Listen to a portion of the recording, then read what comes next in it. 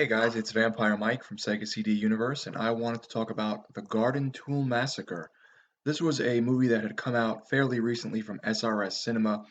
They put out a lot of shot on video movies, and I really like shot on video. I didn't order the film because I try not to blind buy too much, but also the Blu-rays from SRS sometimes, I think most of the time, are burns and not pressed, and I don't like having burns because I find that there's issues with them, they're lower quality, and they just don't last as long and tend to have problems with me playing them in my Blu-ray player. So I passed on it. My buddy, Full Custom Hot Dog, check him out on YouTube. He watched it recently. He wasn't very impressed. And then I noticed yesterday that it was on, I think Amazon and Tubi is where I watched it, and I wasn't very impressed either. So the cover of it looks really cool. It looks very reminiscent of something like The Burning with this very cool 80s purple color aesthetic with a guy with lawn head shears and he has a orange pumpkin head on, which is very reminiscent of Halloween 3. So it's a mixture of the cover of Halloween 3 and The Burning. Looks great. Awesome, awesome artwork.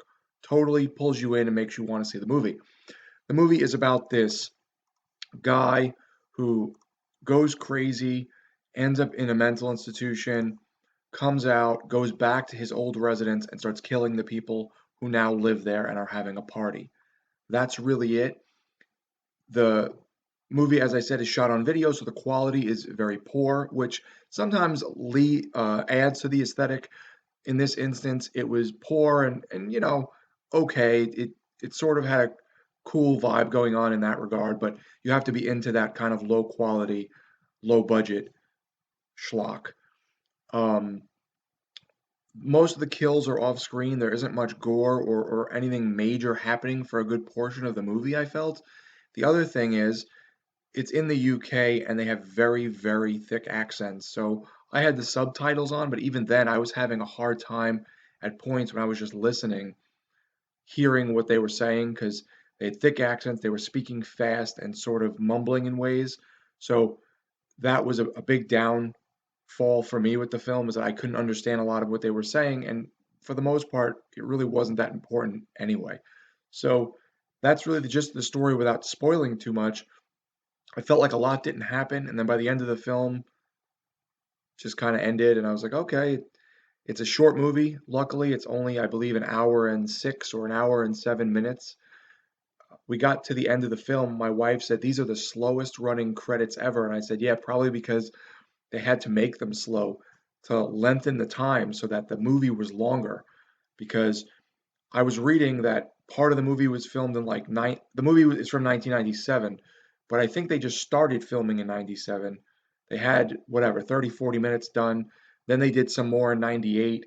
Then they had did a little bit more in whatever year, and then they compiled it because they didn't have enough for a feature length film. So they had to do sections over the years, put them together, and then get to, I guess, a normal feature length film is like, I think anything over, I want to say it's 105 or 106 minutes, which this makes with all that stuff. But the credit scroll is so slow because they needed it to, I guess, beef up the time. Overall, I would not recommend Garden Tool Massacre. I like shot on video films. The one that comes to mind that's more recent is Scary Tales from AGFA, and I thought that had some charm. It was pretty crappy and fun. This doesn't have that charm. This doesn't have that fun. I really wouldn't recommend Garden Tool Massacre. I applaud them for putting out an underground, low budget film, and I'm sure it has its audience. It's just that audience isn't me, even though it has that shot on video look I like. The charm just isn't there. So let me know, guys, if you've seen Garden Tool Massacre, what you've thought. Maybe you really enjoyed it while I didn't. Thanks, guys, for watching. It's Vampire Mike from Sega CD Universe. Be good.